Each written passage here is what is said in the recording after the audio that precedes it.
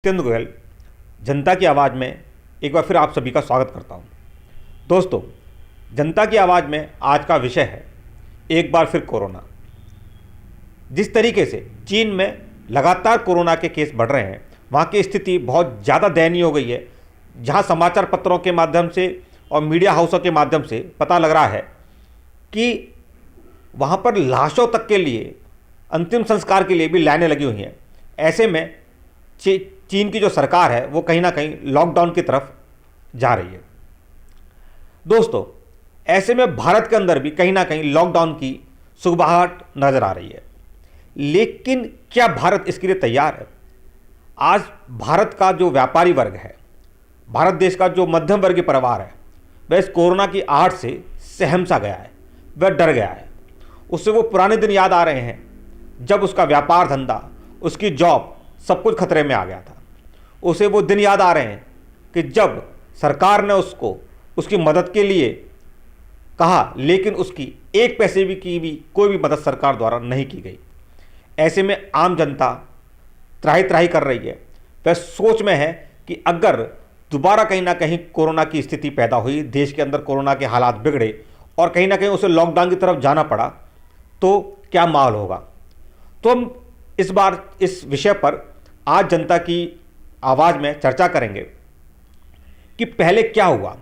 देखिए दोस्तों, जब हम पीछे जाते हैं तो हमें पता लगता है कि जब पहली बार जब लॉकडाउन लगा, देश के प्रधानमंत्री जी ने आकर कहा कि कल से पिन ड्रॉप, यानी कि पूरे भारत के हर व्यापारी को हर तरीके से कोई भी अपने घर से बाहर नहीं निकल सकता है। पहली बार देश के अंदर जो लॉकडाउन लगा, उसके बाद एक बड़ी विषम परिस्थिति पैदा हुई कि लोग अपने घरों में कैद हो गए। जो जहाँ थे वहाँ सब व्यापार धंधे सब कुछ चौपट हो गए, लोग वहीं की वहीं ठहर गए। उसके बाद जब दूसरा लॉकडाउन लगा तो सरकारों ने लॉकडाउन लगाया नहीं। मैं कहूँगा दूसरा लॉकडाउन तो नहीं लगा, बल्कि मैं ये कहूँगा कि दूसरी जो कोरोना की लहर आई, पहली कोरोना की लहर में देश के प्रधानमंत्री जी ने लॉकडाउन लगाया। दूसरे कोरोना की लहर में कहीं पर भी देश में लॉकडाउन नहीं लगाया। ये मैं इसलिए बार बार कह रहा हूँ कि क्यों नहीं लगाया। हम इस पर आज चर्चा इसलिए कर रहे हैं कि बहुत बड़ा महत्वपूर्ण विषय है कि आखिर जब दूसरी कोरोना की लहर में पहले से ज़्यादा मृत्यु हुई, पहले से ज़्यादा हालत ख़राब हो गई, लेकिन कहीं पर भी लॉकडाउन नहीं लगाया गया। तो आप इस बात को समझें, इस क्रोनोलॉजी को समझने की आवश्यकता है कि जब पहला लॉकडाउन लगाया तो कहीं ना कहीं भारत सरकार के ऊपर इसकी पूरी जिम्मेदारी आई कि पूरा जो देश का सिस्टम है, जो आर्थिक जो सिस्टम है, पूरा बिगड़ गया। लोग अपने काम धंधे पर नहीं जा पा रहे थे, अपने रोजगार पर नहीं जा पा रहे थे। जो दुकानदार थे अपनी दुकान नहीं खोल पा रहे थे। जो बंदा के नौकरी कर रहा है वह अपनी नौकरी पर नहीं जा पा रहा था। तो उनका फाइनेंशियल सिस्टम गड़बड़ा गया। देश की वित्त मंत्री जी ने, देश के प्रधानमंत्री जी ने घोषणा करी एक 20 लाख करोड़ का एक पैकेज जो है लोगों को दिया। इस दौरान कई तरह की समस्याएं आई। जो लोगों ने दुकान किराए पे ले रखी थी, उनके मकान मालिक उनसे किराया मांग रहे थे, जबकि उनका कहना आया था कि हमने दुकान खोली ही नहीं। बिजली के बिल भी आए, उनको भी भरा गया, जबकि उन्होंने उस बिजली का यूज ही नहीं करा। जिस घर में वो रह रहे थे उसका किराएदार उनका जो मकान मालिक है वो किराए के लिए परेशान कर रहा था, जो जेन्युइन सी बात थी, क्योंकि वो मकान में रह रहे थे, मकान मालिक किराया भी मांग रहा था। लेकिन सरकार की तरफ से इस तरह की कोई भी पॉलिसी नहीं निकाली गई। इस तरह की बहुत सारी बातें हुई। एक बात और थी जिसने सबसे ज़्यादा पीड़ा पहुंचाई, वो थी बैंकिंग सिस्टम, बैंक का लोन। कि जब व्यापारी या किसी ने अपने घर के लिए, किसी ने अपने दुकान के लिए, किसी ने अपनी पारिवारिक स्थिति के लिए, किसी ने अपने पर्सनल काम के लिए, किसी ने अपनी एजुकेशन के लिए, या किसी भी कारण से किसी ने अपनी बाइक के लिए, किसी ने कार के लिए बैंकिंग सिस्टम से जो लोन ले रखा था, वो उसकी किस्त नहीं दे पा रहा था। वो किस्त इसलिए नहीं दे पा रहा था क्योंकि उसके पास में उस समय आमदनी के स्रोत खत्म हो गए थे।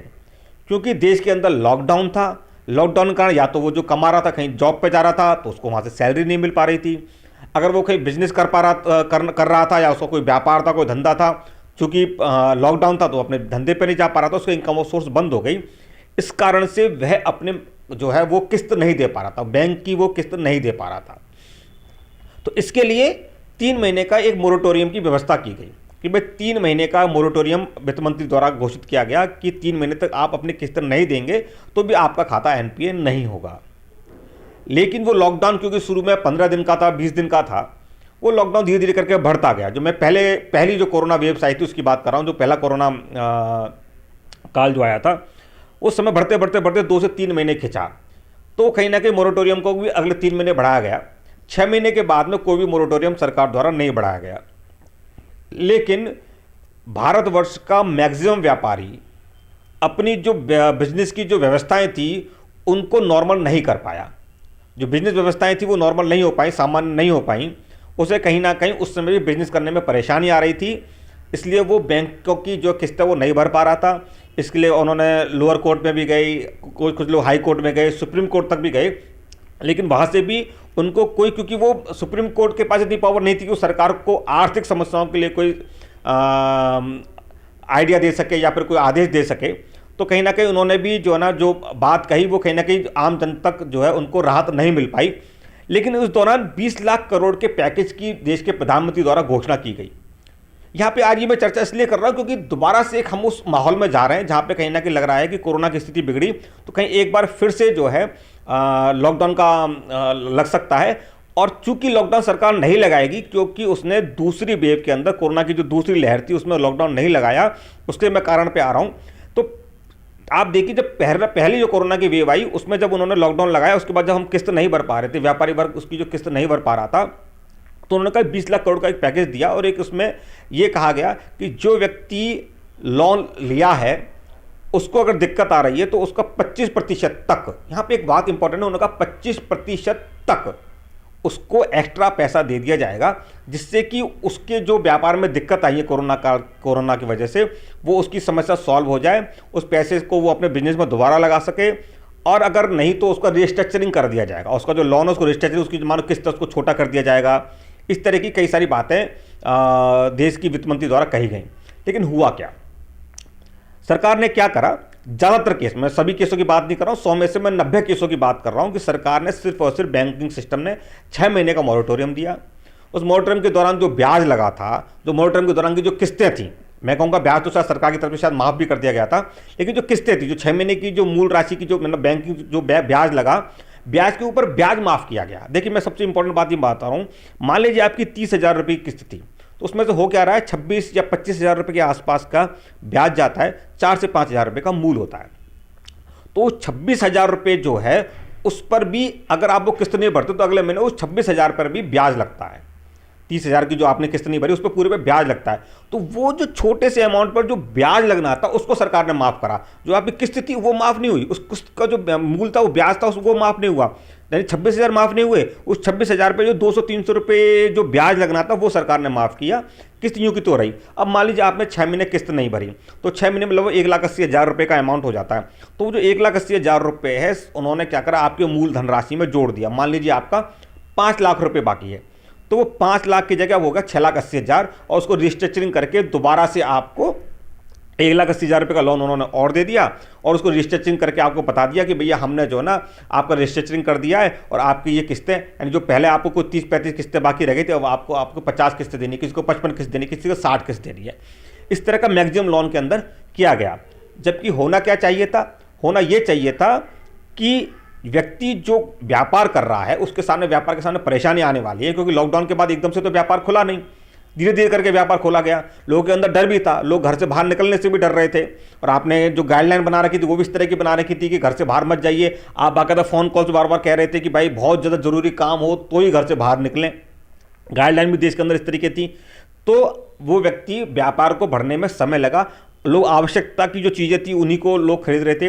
बहुत से जो बिजनेस हैं, जैसे चाहे वो प्रॉपर्टी का हो, चाहे अपन बात करें रेस्टोरेंट, खासकर घूमने फिरने की कोई जगह हो, ट्रांसपोर्टेशन का काम हो, इनमें को होटल इंडस्ट्री हो, बहुत सारी ऐसी इंडस्ट्री थी जिनको बहुत लंबा समय लगा जो है दोबारा से सामान्य परिस्थिति में आने में, और मैं तो कहूँगा अभी तक भी वो सामान्य परिस्थिति में नहीं आ पाई हैं।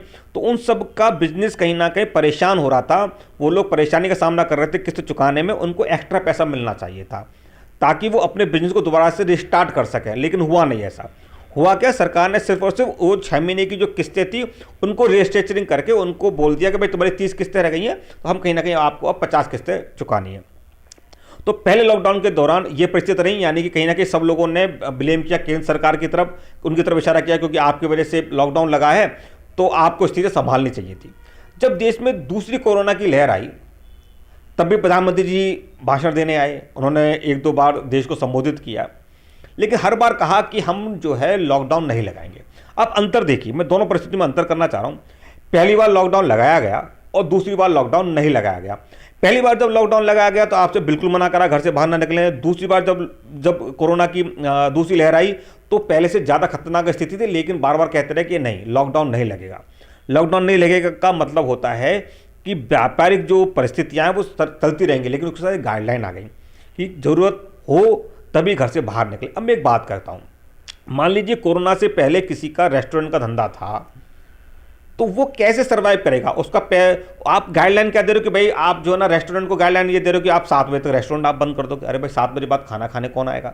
सेकंड बात, आप कह रहे हो कि भाई आपको मास्क पहन के निकलना है और आपको घर से बाहर तभी निकलना है जब बहुत ज़रूरी काम। तो मुझे लगता है कि घर से बाहर खाना खाना बहुत ज़्यादा ज़रूरी काम में नहीं आता है। मेरे हिसाब से कोई भी बंदा जो ना बर्थडे पार्टी है, कोई छोटी मोटी शादी विवाह के जो कार्यक्रम है वो नहीं कर रहा था, उस पर पाबंदी थी।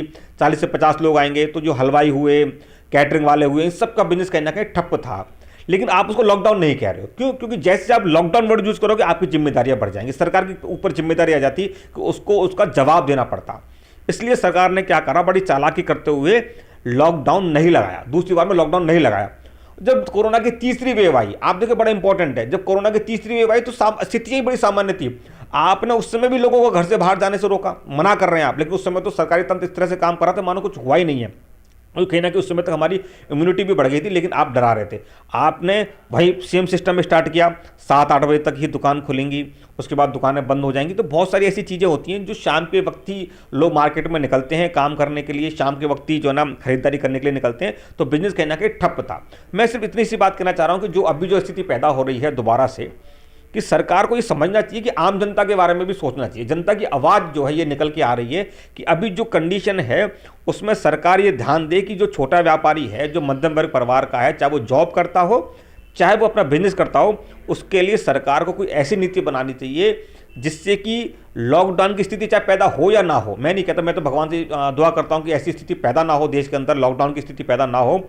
लेकिन अगर मानो को ऐसी कोई स्थिति पैदा होती भी है कि व्यापार पे को उसके बाद फर्क पड़ता है, तो इस बार निश्चित मान लीजिए व्यापारी बिल्कुल पूरी तरह से तबाह हो जाएगा, उसको आत्महत्या करने के अलावा कोई चारा नहीं बचेगा। तो सरकार को इस पर अभी से काम करना स्टार्ट कर देना चाहिए। और मैं ये कहूँगा कि पिछले लॉकडाउन के दौरान भी जो व्यापारी परेशान है, मध्यम वर्ग का व्यक्ति परेशान है, जो किस्त नहीं दे पा रहा है, उनकी काउंसलिंग होनी चाहिए, उनसे पूछना चाहिए कि भाई आपको क्या दिक्कत थी, आपका काय का बिजनेस था, आपकी काय की जॉब थी, अगर आपकी जॉब छूट गई तो उसके पास क्या क्या आगे फैक्टर्स हैं, अगर उसका बिजनेस ठप हो गया तो उसके पास आगे क्या क्या फैक्टर्स हैं। खासकर बड़े जो हमने कैटरिंग्स हैं या जो रेस्टोरेंट्स फील्ड्स हैं, ये पूरी तरह से तबाह हो गई हैं। इन पर आपको सरकार को काम करने की आवश्यकता है, यही जनता की आवाज़ है। इसी तरह के मुद्दे को लेके हम निश्चित रूप से आपके पास जो है ना समय समय पर आते रहेंगे और चर्चा करते रहेंगे जनता की आवाज़ में, जनता के मुद्दों पर। बहुत बहुत धन्यवाद। मेरा आप सबसे निवेदन है कि इस चैनल को, जनता की आवाज़ यूट्यूब चैनल को आप सब्सक्राइब करें। आपको ये वीडियो पसंद आया तो इसको लाइक करें। मैं आपके पास एक बार फिर आपकी सेवा में हाजिर होऊंगा। धन्यवाद, बहुत बहुत धन्यवाद।